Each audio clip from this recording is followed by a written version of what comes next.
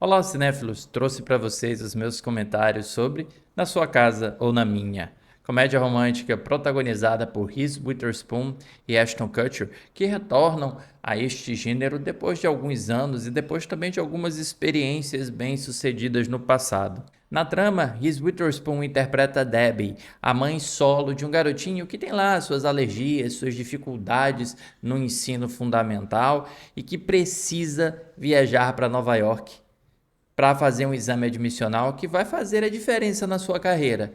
O que quer que ela esteja fazendo, né? Porque a carreira dela fica meio em suspensão durante a narrativa. Ela então precisa deixar Los Angeles, viajar para Nova York, mas ela não tem com quem deixar o Jack. E aí entra em cena Peter, que é seu amigo desde os tempos de faculdade, seu melhor amigo, inclusive, com quem compartilha tudo de sua vida e que decide durante um processo meio conturbado na sua carreira, tomar a decisão de: tudo bem, eu posso ser o babá do seu filho durante um período. Só que, como nós sabemos, dentro desse tipo de gênero, as coisas não funcionam da forma como esperamos e também os sentimentos se demonstram de uma forma que não aguardávamos, ainda mais na faixa etária dos personagens, ainda mais tendo vivenciado um relacionamento de amizade por tanto tempo que parece não levar a lugar nenhum romanticamente. Nesse sentido, eu até gosto dessa ideia central da narrativa de que eles se gostam, mas têm medo de admitir um para o outro e para si mesmos, que ajuda com que essa distância física dos personagens, um está na costa leste, o outro está na costa oeste, não signifique distância afetiva. A gente sabe como esse tipo de história funciona. E a gente até deseja que esse tipo de história dê certo, porque isso vai trazer coisas boas para nós também, espectadores, que podemos ambicionar por histórias iguais a essas.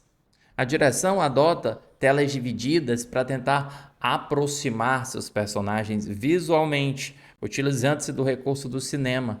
Então, quando Debbie e Peter acordam, estão conversando no telefone celular, a imagem parte no meio e nós temos a sensação de que eles estão deitados na mesma cama. Uma coisa parecida acontece quando eles estão tomando banho de banheira. E veja que o uso desse recurso, embora óbvio, seja funcional, depende justamente do fato de não ser levado à exaustão. Acontece cá e acolá, só para recordar o espectador de que os personagens, mesmo distantes, estão na mesma imagem, estão no mesmo quadro, compartilham, portanto, esse mesmo momento do tempo. Mas eu começo a ter problemas com o filme, como ele parece não saber explorar as vivências nas duas principais cidades dos Estados Unidos, Los Angeles e Nova York. Los Angeles é o lugar de sujeitos exóticos, como o jardineiro Zen, interpretado pelo Steve Zahn, ou ladeiras infinitas em que a gente só falta cuspir os bofs para subir. E Nova York já é esse terreno multifacetado, de múltiplas expressões, a considerar, por exemplo, a bebida que a Reese Witherspoon bebe em certo momento, que parece um coquetel de frutas, de tão decorado que está, e pedante também, em que as pessoas parecem tratar as outras com certo desprezo, apesar de estar buscando alguma forma de humanidade nesses relacionamentos.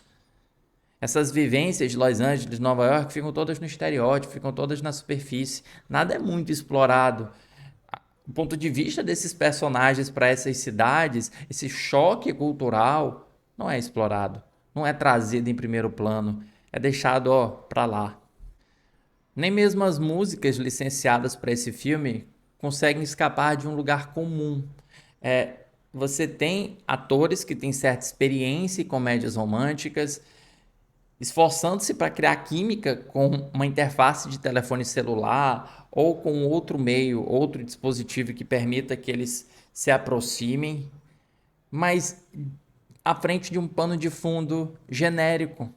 Inclusive, dá até para perceber esse pano de fundo genérico nos efeitos especiais computadorizados que tentam recriar a ponte de Manhattan. O que sobra na narrativa é o Peter tentando ser o pai que ele não pôde ter. Então ele tenta de toda maneira aproximar-se de Jack, tenta ser quase um irmão mais velho, gente boa, ou um tio, gente boa, que faz aquilo que ele acredita que é o certo para que o garoto saia dessa posição de autodefesa, saia dessa posição de introspecção, para começar, né, a explorar socialmente.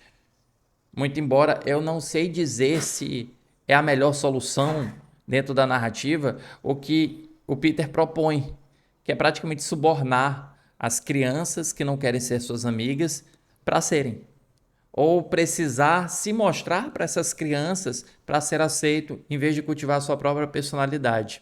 Ao mesmo tempo, a Debbie vai descobrindo que ela talvez seja uma mãe muito possessiva, muito controladora, criando seu filho dentro de uma redoma, até a chegada do Peter, como esse two and a half men praticamente, modificar um pouco essa dinâmica. Então, cada um deles tem a oportunidade de explorar um lado seu em razão da distância, em razão dessa mudança de localidade que a narrativa não explora.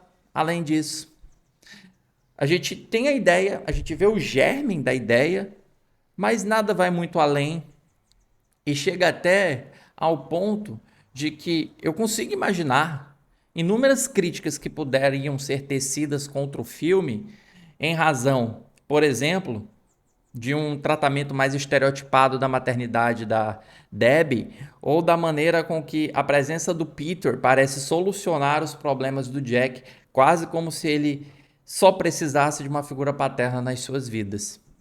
Eu consigo ver essas críticas se o filme fosse escrito e dirigido, por exemplo, por um homem.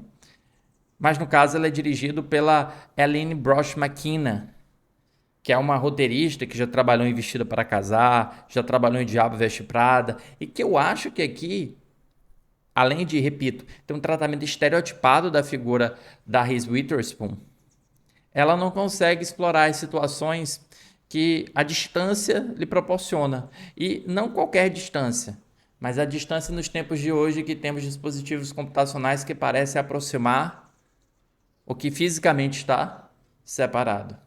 Eu nem vou naquele caminho de algumas das críticas que estão dizendo que falta química entre Reese Witherspoon e Ashton Kutcher, porque pela própria estrutura da narrativa, não há necessidade deles terem química, já que eles passam a maior parte do tempo separados. E mesmo que nós vejamos no início do filme, no primeiro encontro, quando eram mais jovens, faz sentido que eles não tenham química naquele momento exatamente para justificar porque eles se mantêm afastados por tanto tempo. Meu problema não é a química. Eu até acho que o Ashton Kutcher não está muito à vontade. Ele está meio esquisito no papel, ele não está conseguindo acertar as piadas, ele não está acertando o tempo das piadas, diferentemente da Reese Witherspoon, que está mais confortável, consegue levar mais de boa. O meu problema é justamente por ser muito genérico, por não aproveitar as oportunidades, por não aproveitar os atores, por não aproveitar as locações, por não aproveitar os temas que se apresentaram para a narrativa. Eu já falei um monte de coisa. E aí, né? Não tem como eu dar mais do que 2 estrelas em 5 para na sua casa ou na minha. O filme está disponível na Netflix e se você gostou desta crítica, não deixe de seguir o perfil, não deixe também de curtir, de comentar o que você achou da crítica do filme e volte aqui mais vezes para críticas de filmes e séries. Tchau!